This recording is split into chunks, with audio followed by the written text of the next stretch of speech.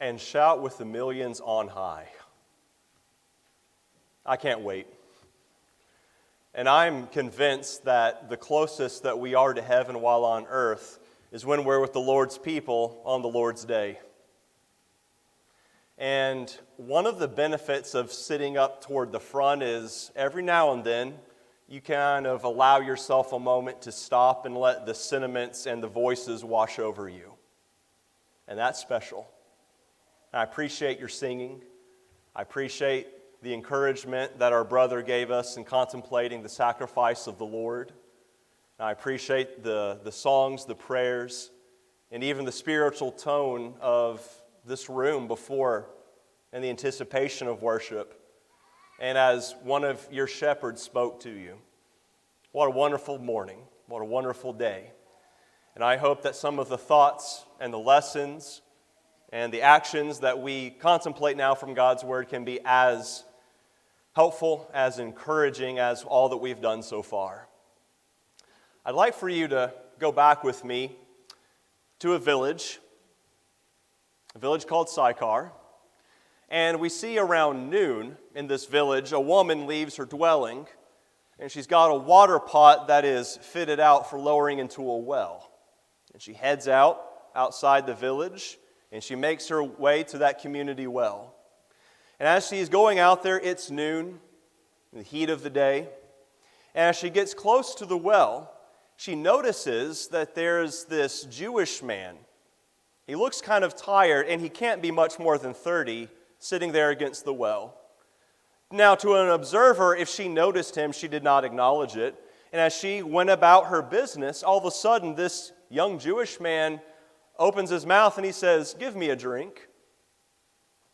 And our woman is taken aback. And then she replies to him, "How is it that you, a Jew, ask a drink of me, a Samaritan woman?" Because we all know that the Jews and Samaritans have no dealings with one another. But the Jewish man replied, "If you knew the gift of God and who it is who says to you, 'Give me a drink,' you would ask him, and he would give you living water." She looks down at this man, and he's empty-handed. And she said, "How is it that you come by this living water? The well is deep, and you have nothing with which to draw. Are you greater than our father Jacob, who dug this well and drank from it, he, his sons, and much livestock?" He then replied, "Whoever drinks of this water will be thirsty again. But whoever drinks of the water that I will give him will never thirst. But the water that I will give him will become in him a well of water, springing up into everlasting life."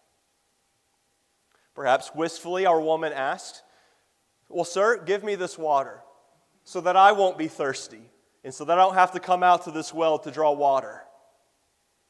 The man then said something that she completely did not expect.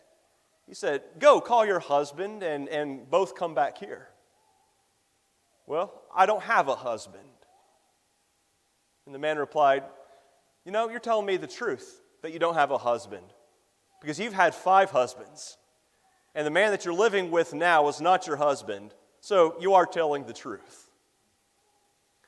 At this point, our woman is beginning to realize the caliber of the individual that she's dealing with, and she understands that there is something to him that is beyond appearance, and she begins to realize, this man knows so much about me, he must be a prophet. And so, as if to say, we've got a prophet here, let's ask him a religious question. She said, "Our fathers worship on this mountain, Mount Gerizim, under whose shadow they were, but you Jews worship in Jerusalem." As if to say, would you adjudicate this disagreement? And the man simply replied, "Woman, believe me, the hour is coming when neither on this mountain nor in Jerusalem will men worship the Father. You worship what you do not know. We know what we worship, because salvation is of the Jews.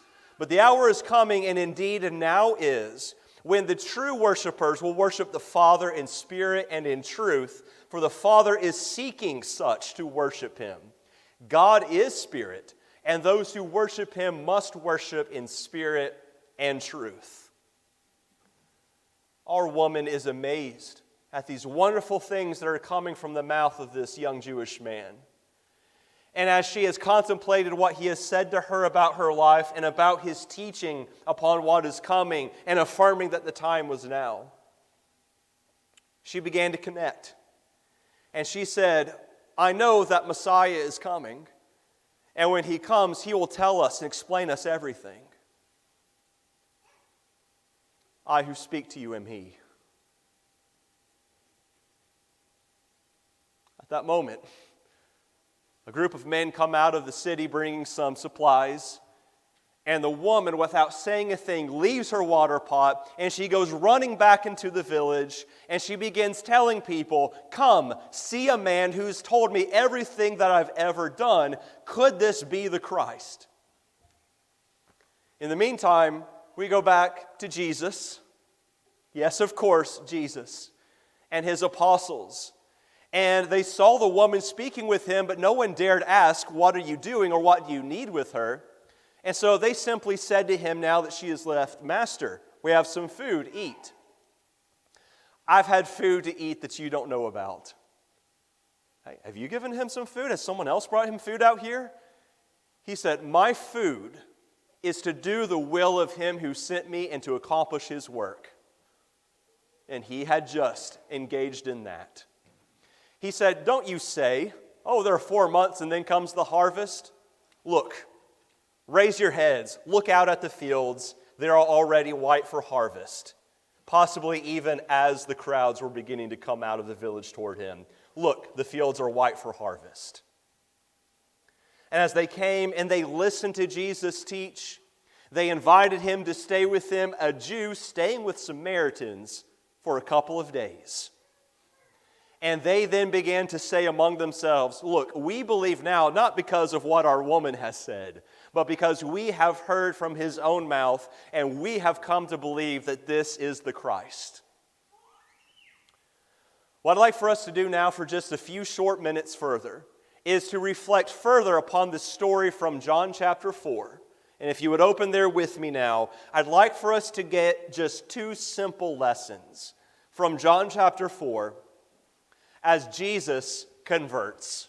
I'd like for us to first of all think about his reaching out to a sinner and all that that entails, and how we can learn from how Jesus reached out to a sinner. And then I want us to think about Jesus' work of converting this woman into something entirely different than what she had been. That's your story, that's my story, and it can be the story for so many in this area and around the world, wherever we are in our congregations. And so our lesson then this morning is Jesus converts, so can I. The first thing I'd like for us to gain from this story in John chapter 4 is that Jesus reached out to a sinner. Jesus, in a sense, did not wait for the sinner to reach out to him.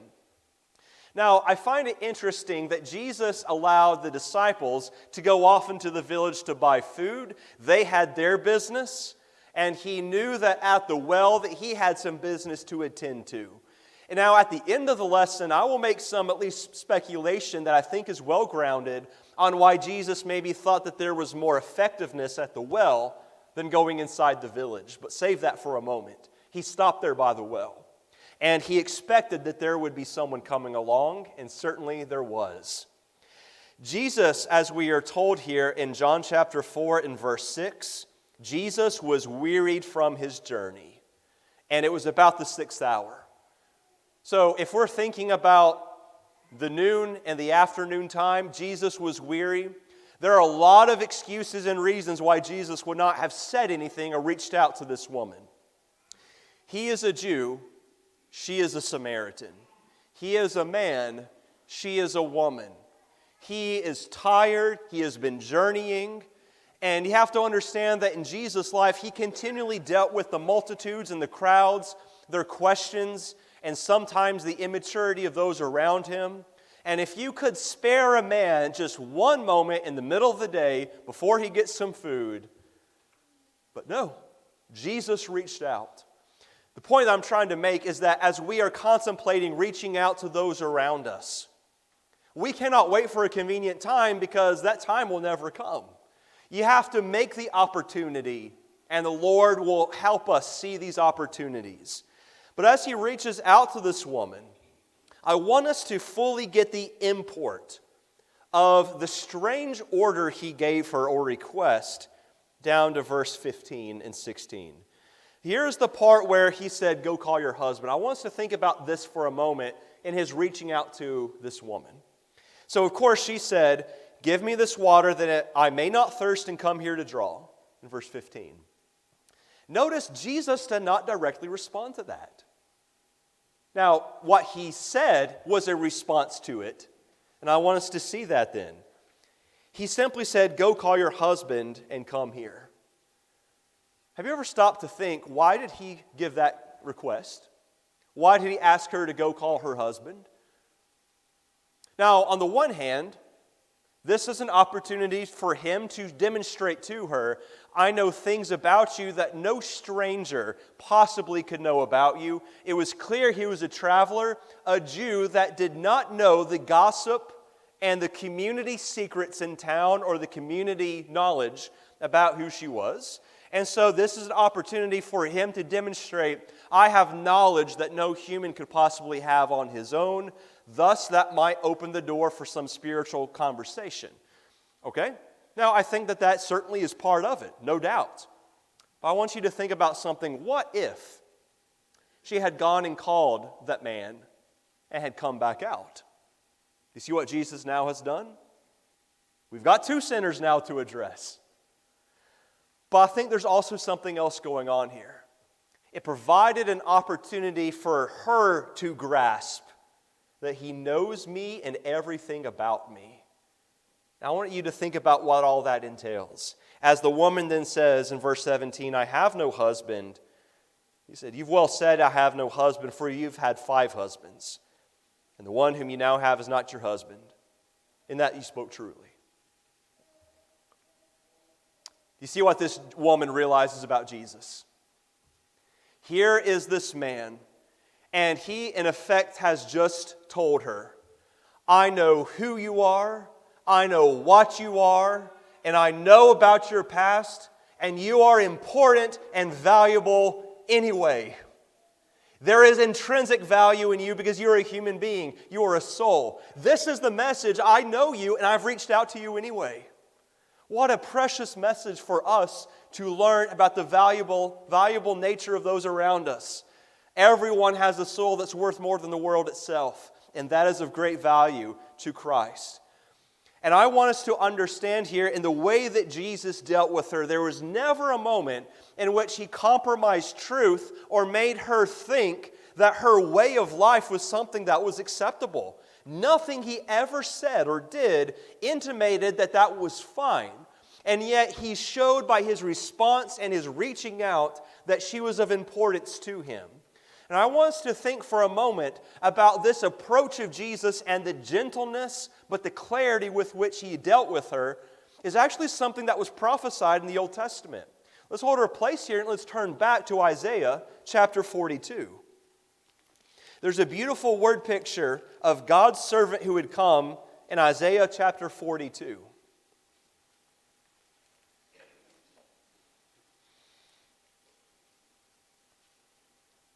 In chapter 42, this is the first of those servant passages about the coming Messiah. And notice what's said then about this servant in verse 1 of this chapter. Behold, my servant whom I uphold, my elect one, in whom my soul delights. I've put my spirit upon him. He will bring forth justice to the Gentiles. Now notice verses 2 and 3. He will not cry out, nor raise his voice, nor cause his voice to be heard in the street. A bruised reed he will not break, and smoking flax he will not quench. He will bring forth justice for truth. You know the point that's being made there with a broken reed he will not break, or a bruised reed, and the smoking flax he won't quench. What is he talking about here? The idea behind a broken reed is, here is this plant stalk, or the small sapling, and it's been bent. It's been kind of bruised and moved over. Jesus, when He would come, does not see that and think, this is trash. This has no intrinsic value. Break it off, throw it away, and just move on. No. He would take up that bruised reed and he would lift it up, bind it, tie it off, so it could grow into a true, firm plant that can bear fruit. And a smoking flax he will not quench. The idea here is that you've got a candle. And here is this wick, and the fire has begun to burn down upon this wick, and it's beginning to just kind of smoke. The fire is dying away and growing cold. Jesus does not come and see this and think, this shines no light.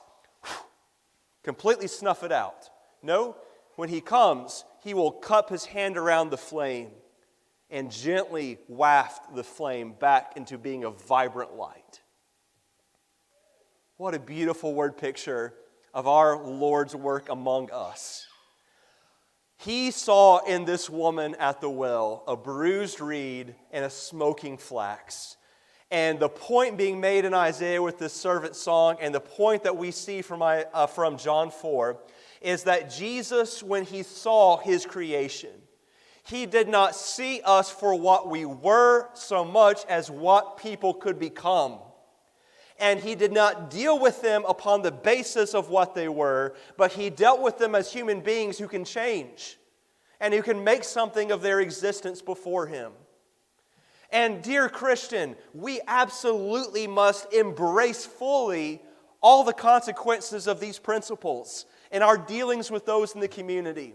Whether it's our family members, those dear to us, our friends, our associates, those we might even interact only online, we don't see those that are garbage to God because we were not garbage to God. He found usefulness in us and His Son valued us. And He reaches out to us, and the idea is that we can do the same as well. Now, what does that look like? Does that mean that we go down and meet the sinner where the sinner is, and we associate with the sinner in sin so as to identify with them? No, that's not how Jesus operated. Think for a moment here, when He reached out to this woman, how did He break the ice, so to speak? He asked her for a favor. He asked her for service. He was already seeking to draw out of her that which was already the best in her. And we need to take a page out of His book in that as well. Deal with people according to what they can be and what is good within them. Can I make another application elsewhere from Jesus' life here? Hold your place and turn back to Mark chapter 2.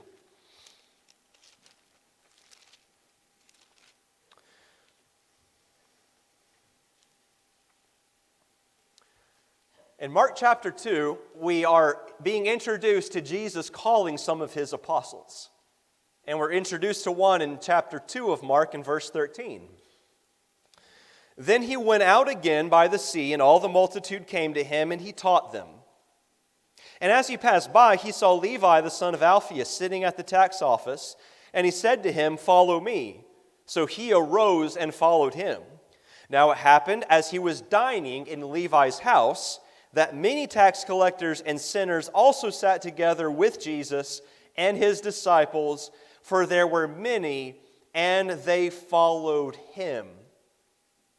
And now, of course, we won't go on to read how the scribes and the Pharisees criticize Him, not for doing as the sinners and the tax collectors, but simply eating in fellowship, having dealings with them. All right? And the idea here is that Levi has been called, he has been impacted by Jesus, and he has been so impacted by the Lord that he wants his fellow tax collectors also to have dealings with Jesus. And the idea here is that there were many and they followed Him. They were there because He could change them. His teachings could alter them. And as we see many examples, that was Jesus' effect.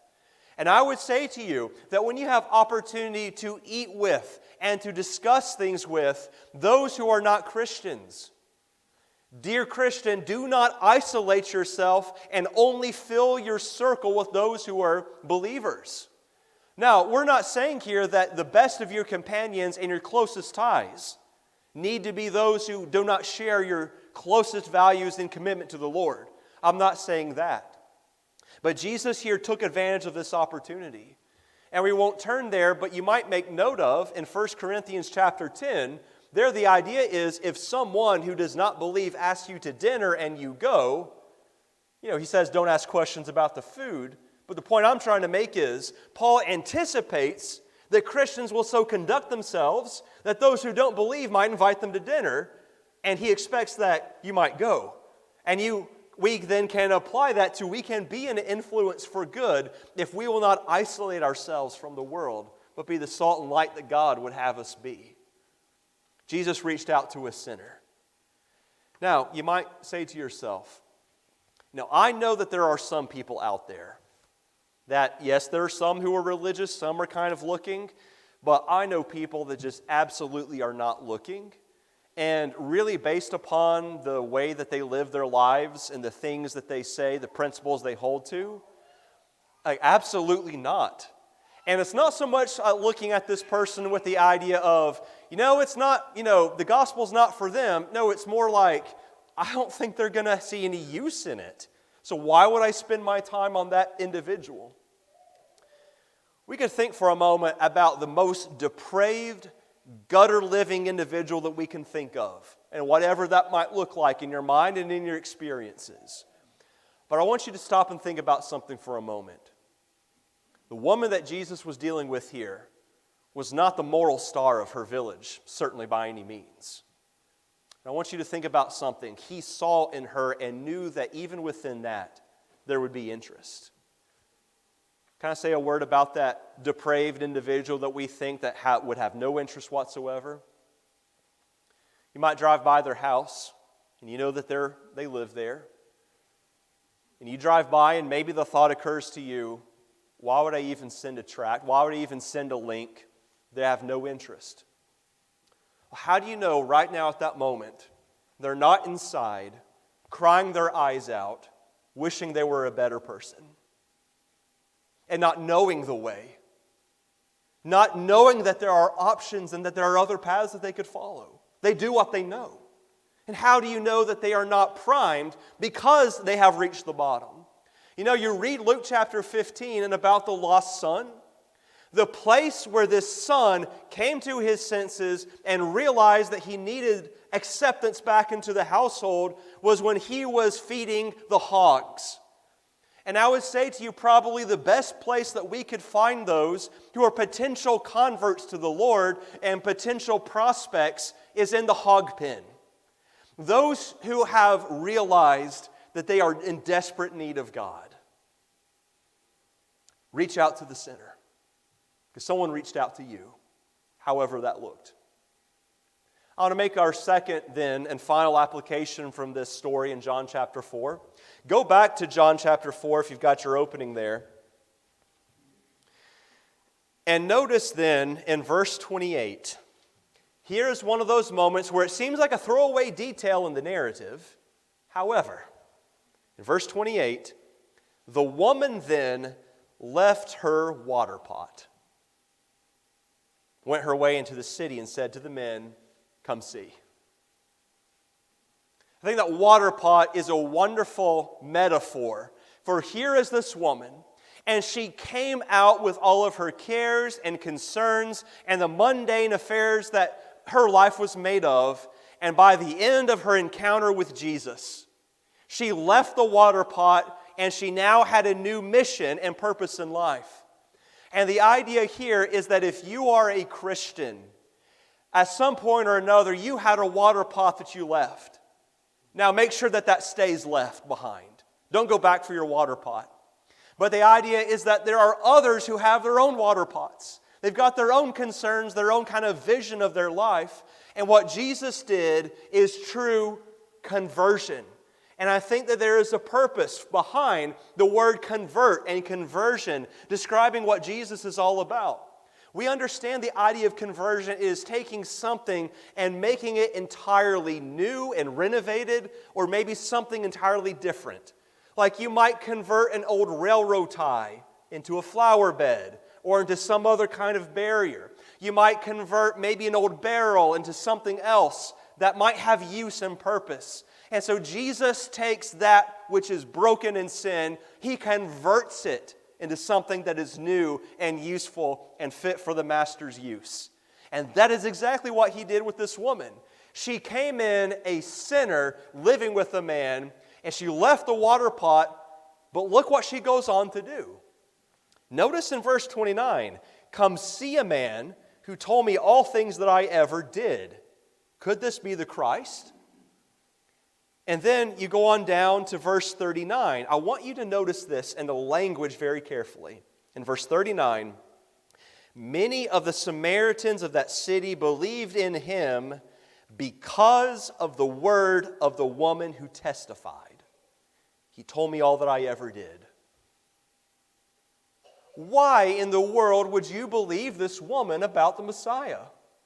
What credentials does she possess to share this news? Have you ever thought about the impact it must have had upon this village? For this woman to come in with enthusiasm and to go around telling people that I have found the Messiah, come see. He told me all that I've ever done. What had that woman been doing? Living with men, an adulteress. The idea here is that I think there was such a tremendous impact because these people saw the change. They saw the conversion, and they saw from her former focus and her former reputation, now she is absolutely abrim with spiritual concerns and energy. And the idea is that Jesus converted her to now wanting to seek the Father, not just on this mountain or that mountain, but to seek Him and worship Him in spirit and in truth. And as this has awoken something that was within her, her heart soars and she shares that message. See what Jesus did? He didn't just create someone who's, okay, you're forgiven, now go your way. Jesus made an evangelist. And the idea behind this that I'm trying to get across to us is that that can be you and me. And that can be someone else that you know that you care about deeply but who doesn't know the Lord and has embraced what it means to know the Lord. The idea here is that all of us can be made and equipped to do that.